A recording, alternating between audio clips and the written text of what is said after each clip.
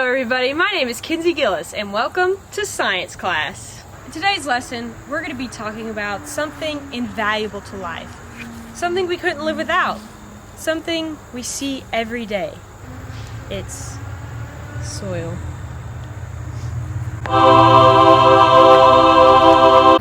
So what is soil and how in the world does it make it grow a plant?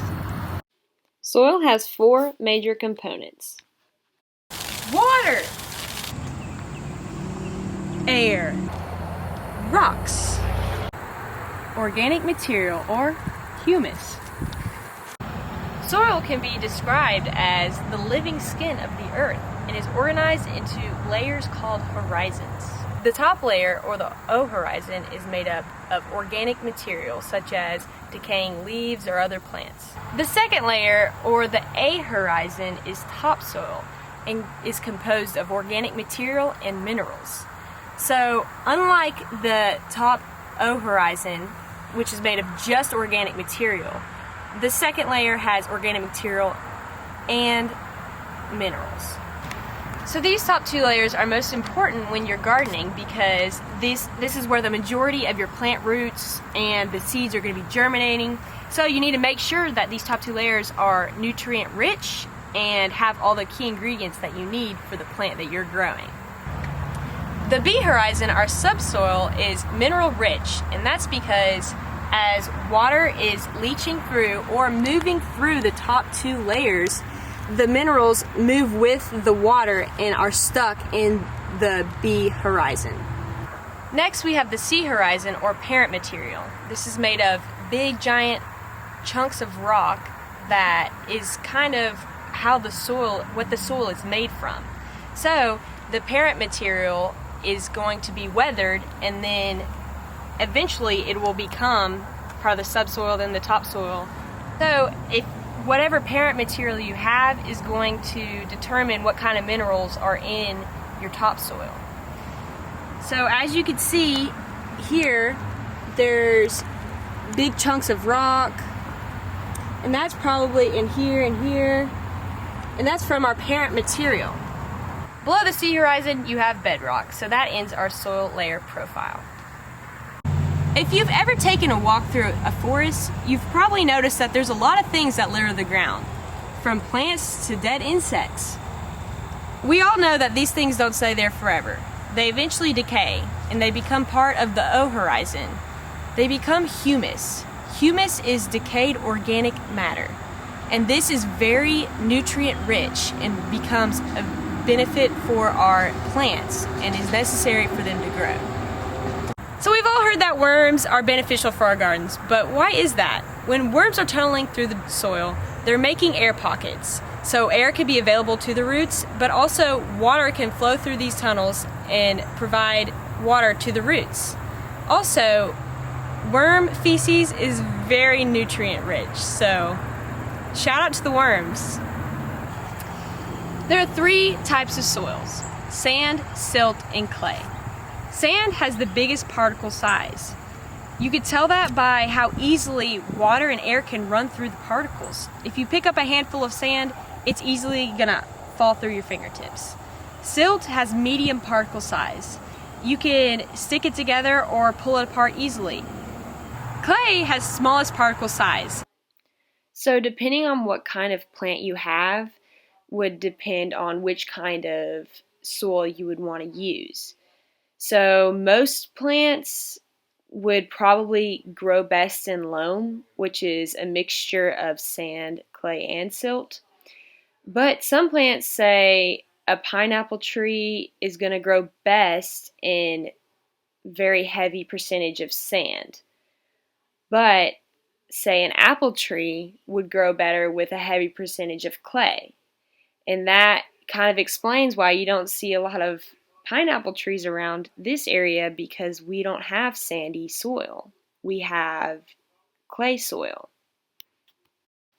So obviously we know that in order for plants to grow, they need light, carbon dioxide, and water. But a lot of times we don't take into account the macronutrients and micronutrients that the plant also needs to grow. And these nutrients are found and transported to the plant via soil. But some plants might thrive better with an abundance of one nutrient or an underabundance of a nutrient. So depending on what you're growing, learning what kind of nutrients the plant will do best with, then you can get some fertilizer or additives and use that to help your plant grow. I talked with local farmers Dobie and Pat Gillis who have been farming in the Florence area for decades. That soil in that garden, it's got too much phosphorus in it. It grows good corn and everything, but you have to watch it and put other stuff, because if you don't, it'll make a big plant and no fruit on it. A big beanstalk, no beans. So the three main types of nutrients that are found in soil and that plants need is nitrogen, phosphorus, and potassium. So, like Mr. Gillis was talking about, he had an excess of phosphorus, which was okay for his corn because the plants can grow under an excess of phosphorus. But for some of his other vegetable plants, such as his green bean plants, they weren't growing as well as they could have been because there was too much phosphorus. So in this picture, we can see that the nutrients are being provided through either organic substances via mineralization or mineral fertilizer. So when you test your soil and you see it's low in either of these nutrients, then you can add mineral fertilizers. So another thing about soil that can affect plant growth is the pH of the soil. So on this chart you can see that some soils or some plants prefer more acidic soils, while others prefer more basic soils.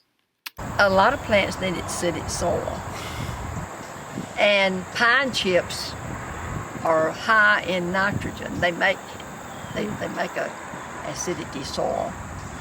So you plant anything with pine chips, like I planted a big old rhododendron, and I planted it where a tree had been cut, a pine tree, and it made a huge rhododendron. It's still real pretty, but it's feeding off of that. So let's review what we've learned. We learned that soil is made up of minerals, air, water, and organic matter. We learned about the soil horizons, the first layer being the O horizon, which is the organic material or humus, so decayed leaves, decayed twigs, decayed animal matter, such stuff like that. Then we have the A horizon, which is topsoil, and that is probably the most important layer when it comes to our garden, because this has a lot of nutrients that the plant needs to grow. It's also where seeds germinate. And it's important to note that it could take 100 years for 1 inch layer of topsoil to form. So it's a really important resource that, it's not just made in one day. Also, we learned about the B horizon, which is subsoil, and this is mineral rich because of the water that moves through the O and A horizons, bringing with it the minerals that will stay in the B horizon. And then lastly, we talked about the C horizon, which contains big chunks of parent material or rock. And that parent material is what the upper layers of soil are made of through the weathering of the rock. We also talked about the different types of soil: sand, clay, and silt, and then loam, which is kind of the mixture of all three, and how the three types of soil can affect plant growth, and picking out which soil type for different plants. And then finally, from our local farmers, we learned about the different minerals and different pH levels that are in the soil and how that affects plant growth. So, as you are taking your soil samples from your community garden, these are things that you can look for. And depending on what you're going to plant, you might want different levels of certain things.